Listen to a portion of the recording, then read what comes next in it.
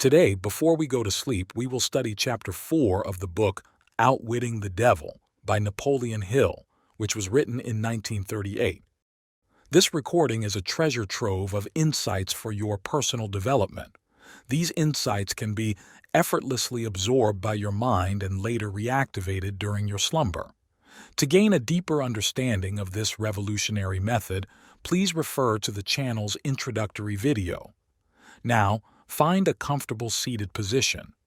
Inhale deeply into your abdomen, and as you exhale, release any tension. Take a moment to breathe in and breathe out.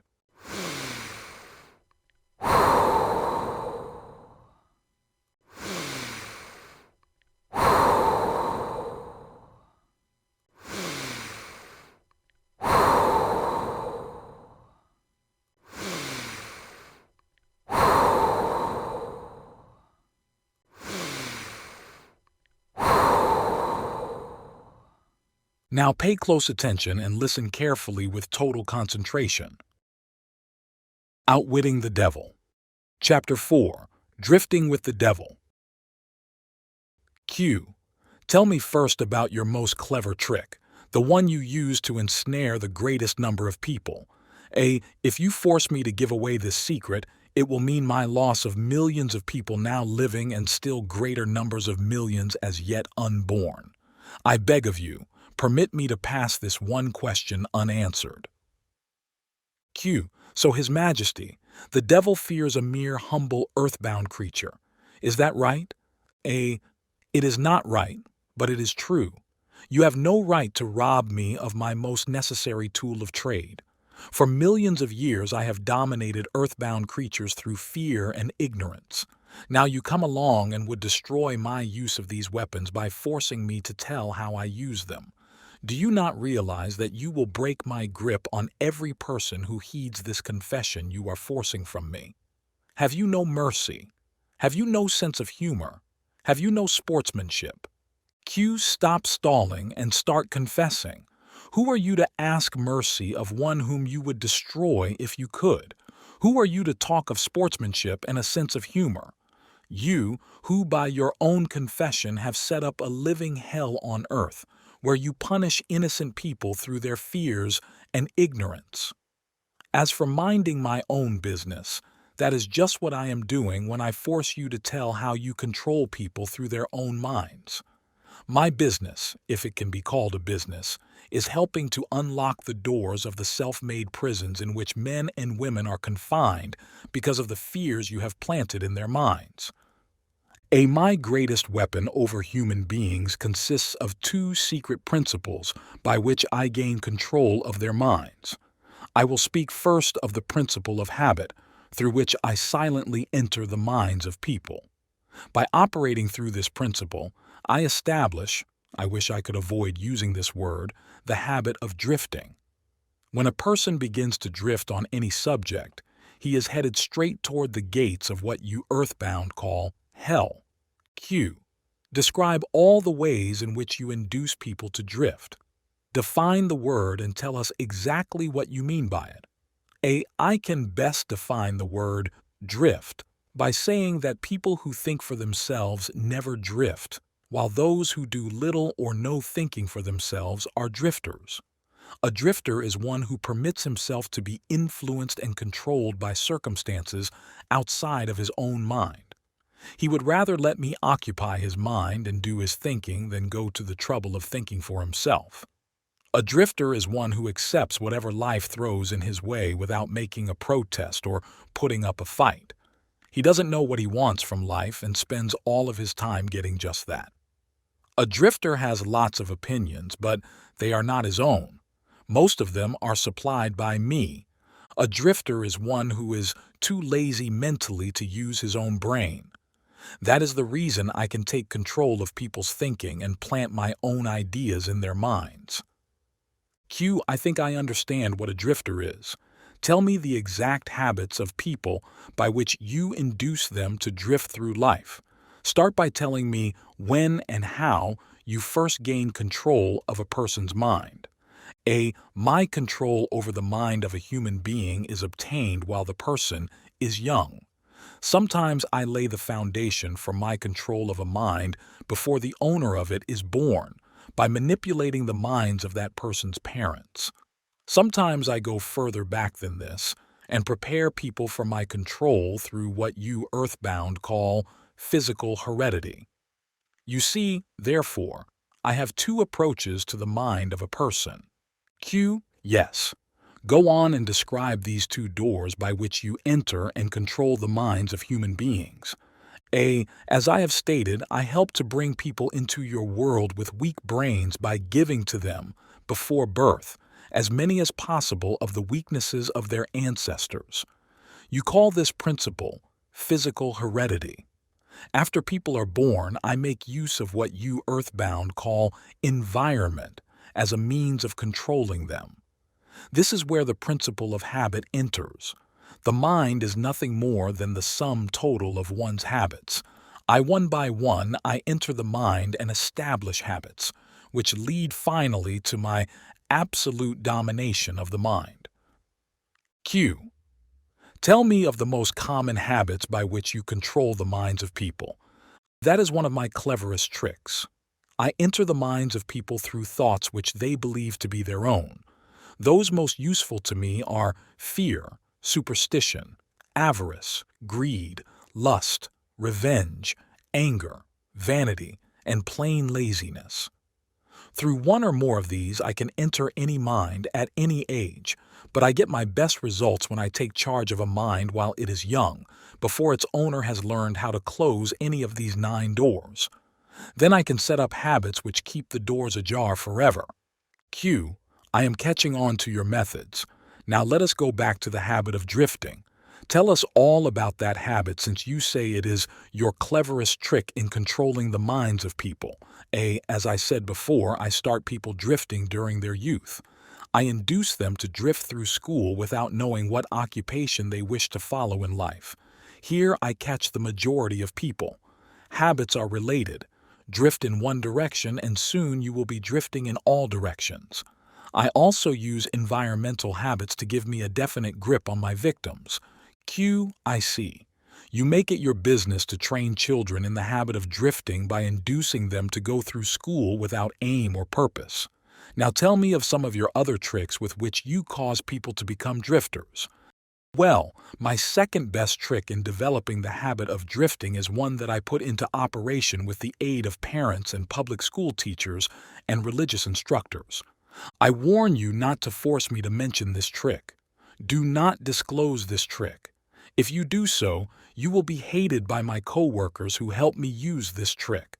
If you publish this confession in book form, your book will be barred from the public schools. It will be blacklisted by most of the religious leaders. It will be hidden from children by many parents. The newspapers will not dare to give reviews of your book. Millions of people will hate you for writing the book. In fact, no one will like you or your book except those who think, and you know how very few there are of this sort.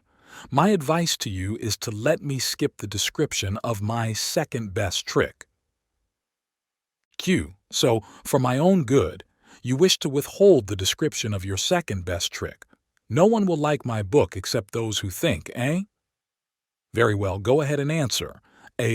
You'll regret this, Mr. Earthbound, but the joke is on you. By this mistake of yours, you will divert attention from me to yourself. My co-workers, of whom there are millions, will forget about me and hate you for uncovering my methods. Q. Never mind about me. Tell me all about this second best trick of yours with which you induce people to drift with you to hell. My second best trick is not second at all. It is first. It is first because without it, I never could gain control of the minds of the youths. Parents, school teachers, religious instructors, and many other adults unknowingly serve my purpose by helping me to destroy in children the habit of thinking for themselves. They go about their work in various ways, never suspecting what they are doing to the minds of children or the real cause of the children's mistakes. Q. I can hardly believe you, Your Majesty.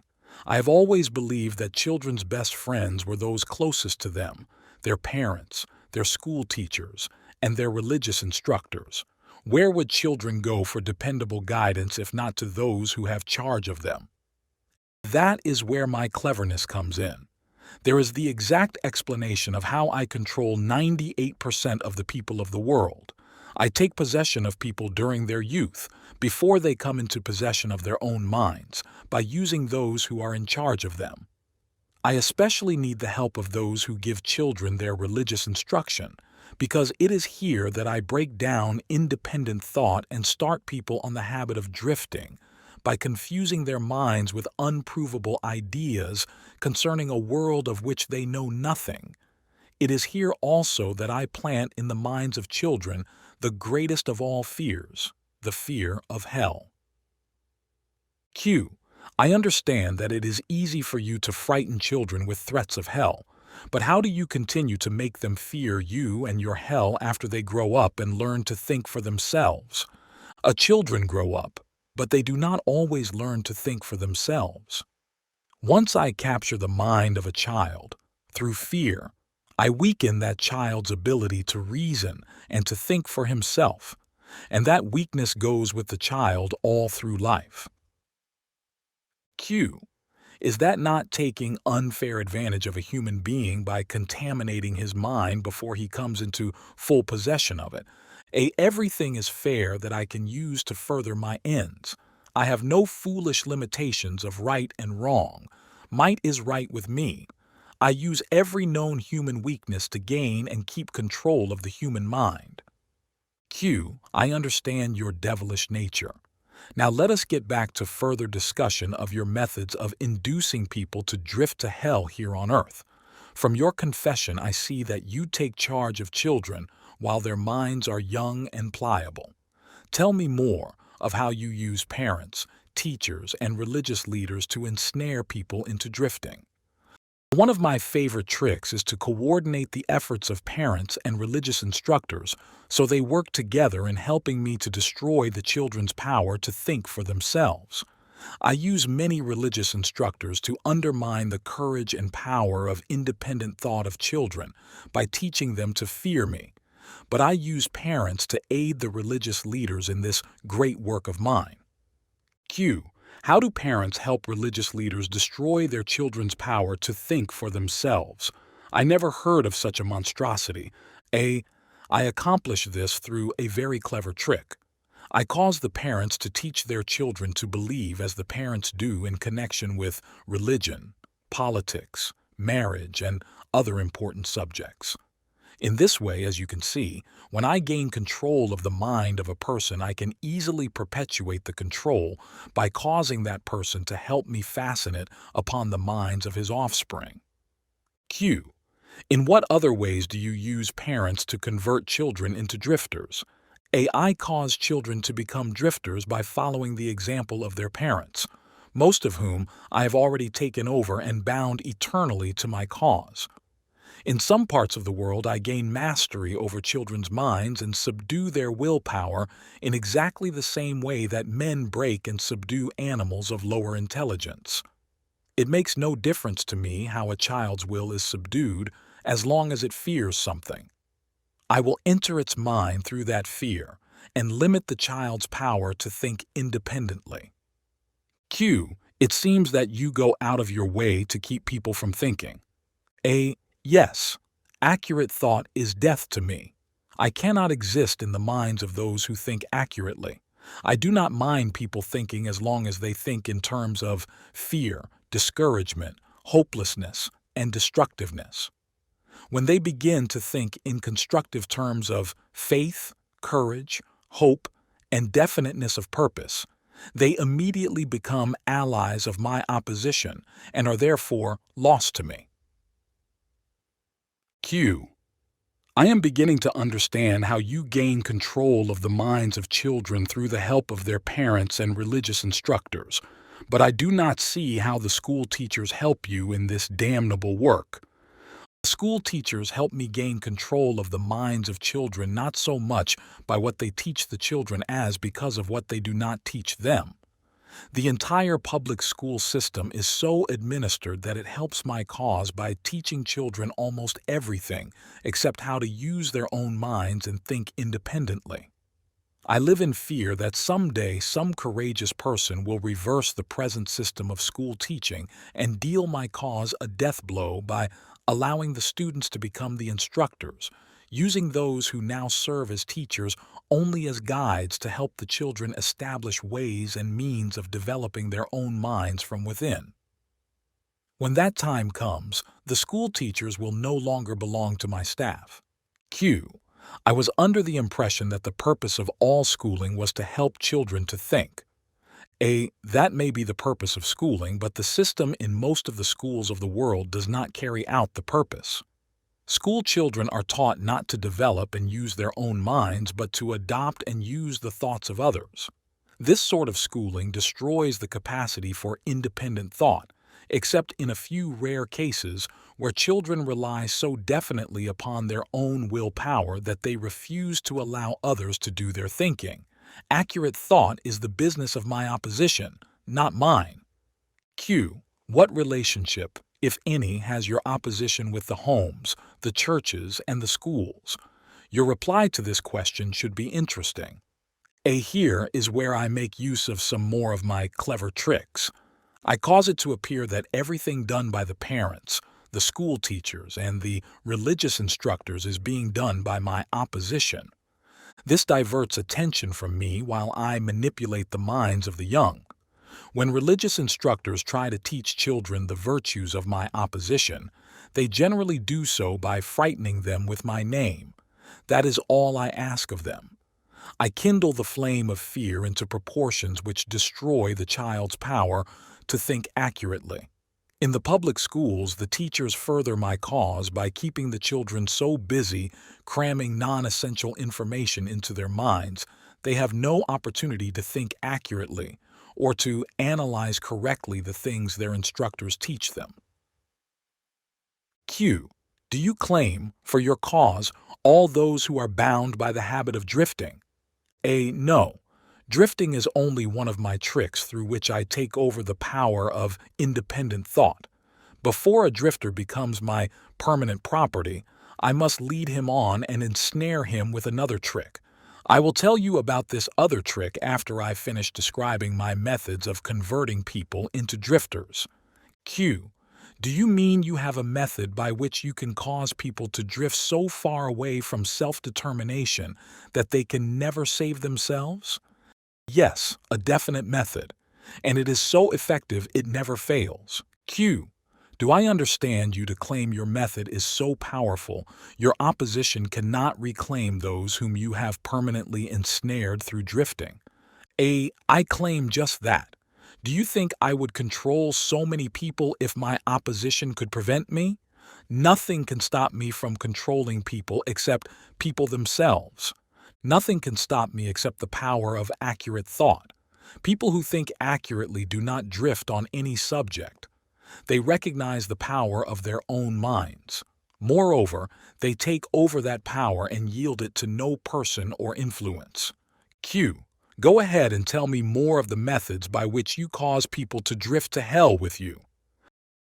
I cause people to drift on every subject through which I can control independent thought and action. Take the subject of health, for example. I cause most people to eat too much food and the wrong sort of food. This leads to indigestion and destroys the power of accurate thought.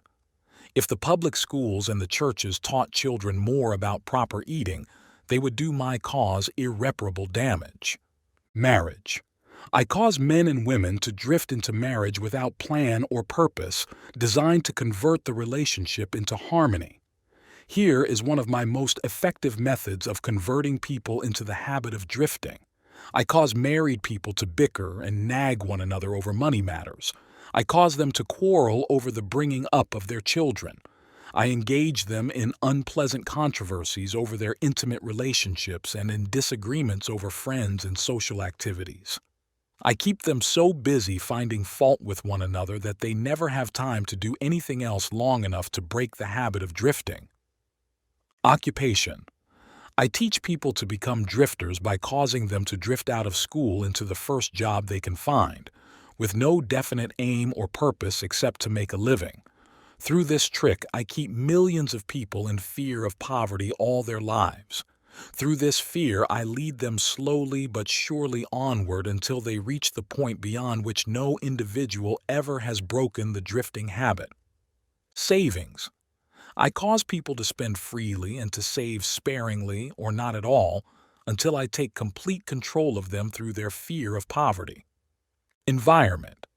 I cause people to drift into inharmonious and unpleasant environments in the home, in their places of occupation, in their relationship with relatives and acquaintances, and to remain there until I claim them through the habit of drifting. Dominating thoughts. I cause people to drift into the habit of thinking negative thoughts. This leads to negative acts and involves people in controversies and fills their minds with fears, thus paving the way for me to enter and control their minds. When I move in, I do so by appealing to people through negative thoughts which they believe to be their own. I plant the seeds of negative thought in the minds of people through the pulpit, the newspapers, the moving pictures, the radio, and all other popular methods of appeal to the mind. I cause people to allow me to do their thinking for them because they are too lazy and too indifferent to think for themselves. Q. I conclude from what you say that drifting and procrastination are the same. Is that true? A. Yes, that is correct. Any habit which causes one to procrastinate to put off reaching a definite decision leads to the habit of drifting. Q. Is man the only creature who drifts? A. Yes. All other creatures move in response to definite laws of nature. Man alone defies nature's laws and drifts when he wills. Everything outside the minds of men is controlled by my opposition, by laws so definite that drifting is impossible.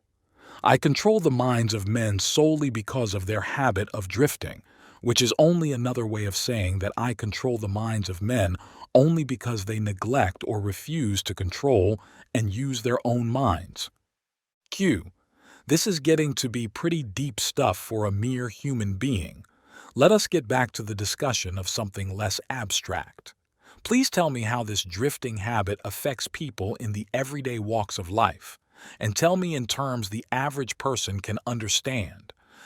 I would prefer to keep this interview up among the stars. Q. No doubt you would. That would save you from being exposed. But let us come back to Earth. Tell me now what drifting is doing to us as a nation here in the United States. Frankly, I may as well tell you that I hate the United States as only the devil can hate. Q. That is interesting. What is the cause of this hatred? A. The cause was born on July 4, 1776, when 56 men signed a document which destroyed my chances of controlling the nation. You know that document as the Declaration of Independence. Had it not been for the influence of that damnable document, I would now have a dictator running the country, and I would stop this right to free speech and independent thought that is threatening my rule on earth. Q. Am I to understand from what you say that nations controlled by self-appointed dictators belong in your camp? A. There are no self-appointed dictators. I appoint them all. Moreover, I manipulate them and direct them in their work. Nations run by my dictators know what they want and take it by force. Look what I have done through Mussolini in Italy. Look what I am doing through Hitler in Germany. Look what I'm doing through Stalin in Russia. My dictators run those nations for me because the people have been subdued through the habit of drifting. My dictators do no drifting. That is why they rule for me the millions of people under their control. Q. What would happen if Mussolini, Stalin, and Hitler turned traitors and disavowed you and your rule? A. That will not happen because I have them too well bribed. I am paying each of them with the sop of his own vanity by making him believe he is acting on his own account. That is another trick of mine. Q. Let us come back to the United States and learn something of what you are doing to convert people into the habit of drifting. Right now, I am paving the way for a dictatorship by sowing the seeds of fear and uncertainty in the minds of the people. Q. Through whom are you carrying on your work? Mainly through the president. I am destroying his influence with the people by causing him to drift on the question of a working agreement between employers and their employees. If I can induce him to drift for another year, he will be so thoroughly discredited I can hand over the country to a dictator. If the president continues to drift, I will paralyze personal freedom in the United States just as I destroyed it in Spain, Italy, Germany, and England. Q.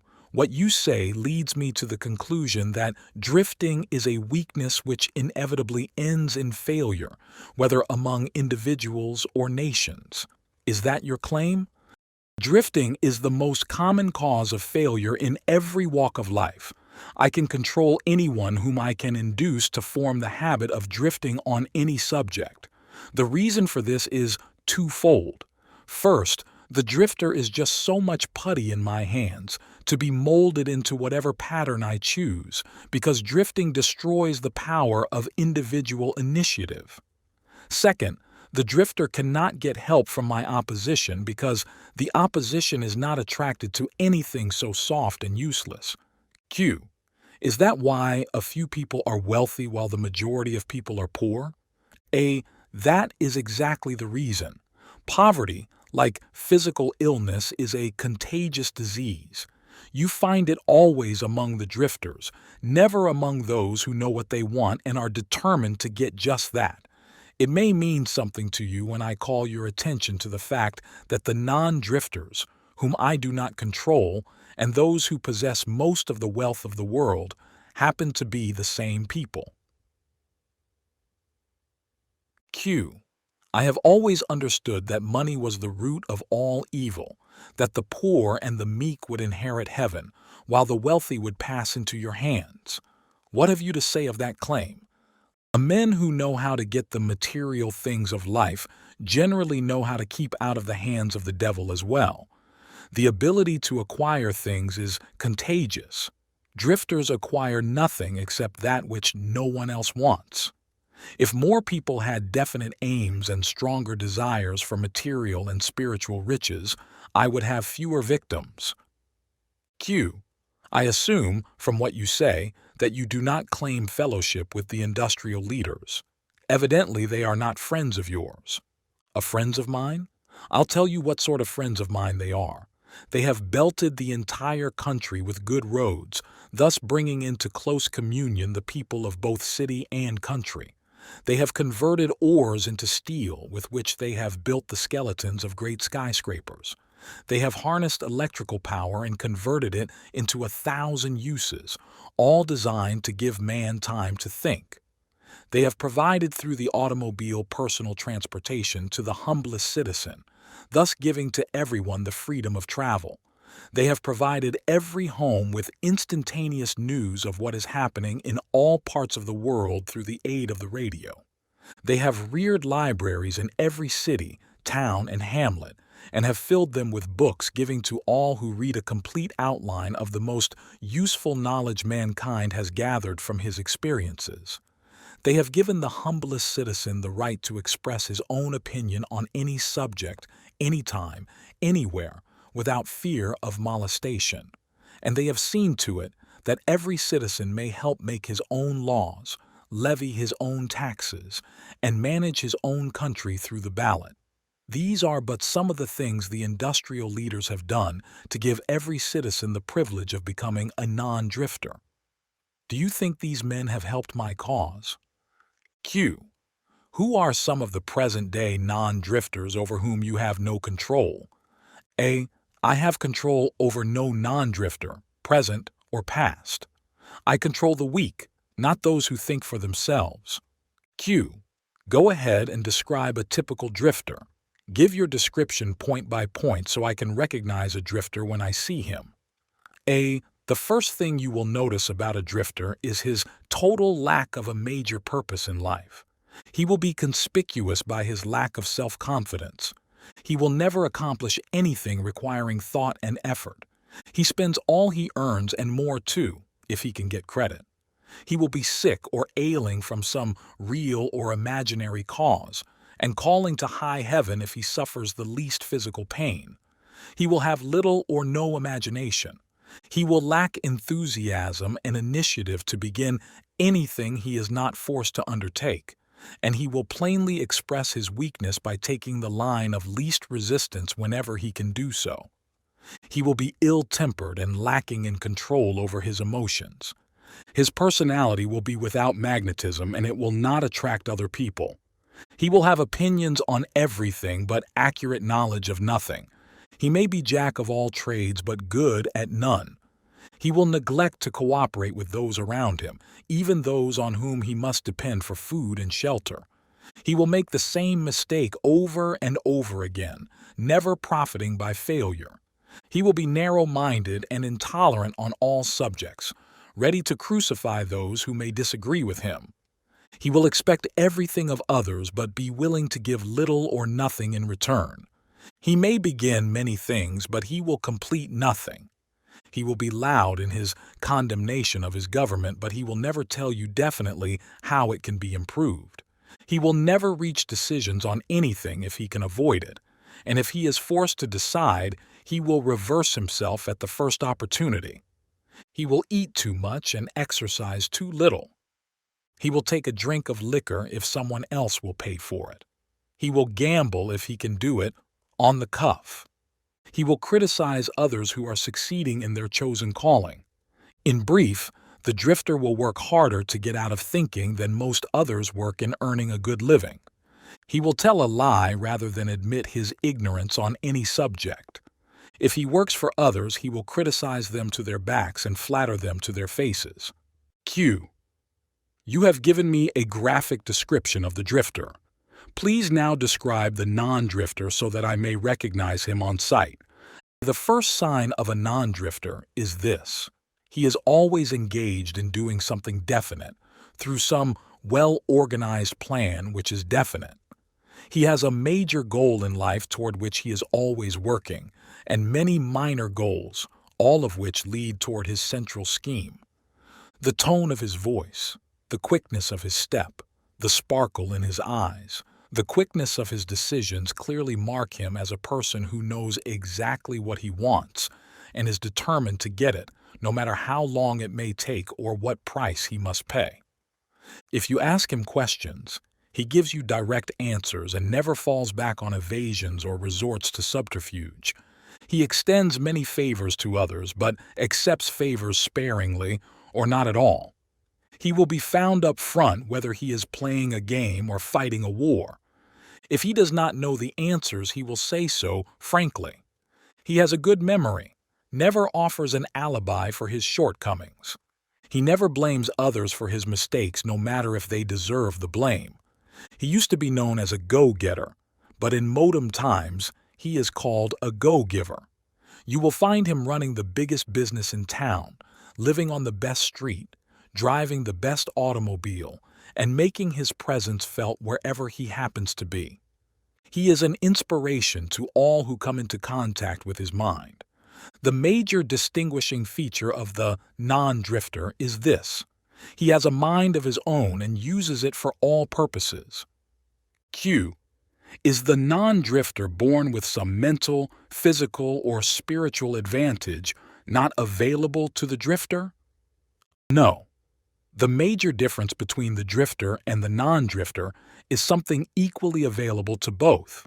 It is simply the prerogative right of each to use his own mind and think for himself. Q. What brief message would you send to the typical drifter if you wish to cure him of this evil habit? I would admonish him to wake up and give. Q. Give what? Some form of service useful to as many people as possible.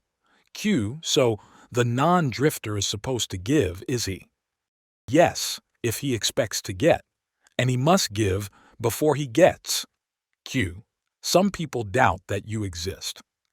I wouldn't worry about that if I were you. Those who are ready to be converted from the habit of drifting will recognize the authenticity of this interview by its soundness of counsel. The others are not worth the trouble it would take to convert them. Q. Why do you not try to stop me from publishing this confession I am wringing from you? A. Because that would be the surest of all ways to guarantee you will publish it.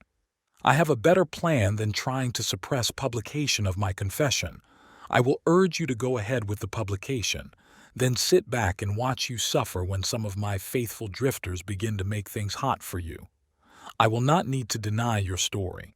My followers will do that for me. See if they don't. End of chapter 4. Take a moment to breathe in and breathe out.